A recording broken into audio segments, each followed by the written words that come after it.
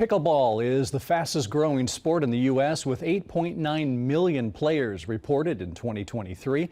But the increase in popularity also means there's been an increase in injuries. According to a new study by the American Academy of Orthopedic Surgeons, bone fractures related to pickleball have increased over 200% in the last 20 years. Most of the injuries occurred in players between the ages of 60 and 69.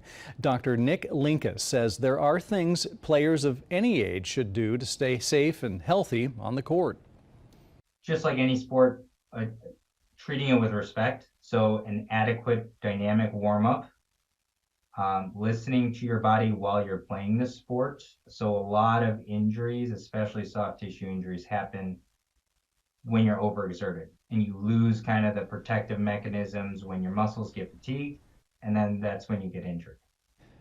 Dr. Linkus added that it's important to make sure you're using the right equipment. He recommends wearing actual tennis shoes over sneakers and to avoid playing on wet or broken surfaces.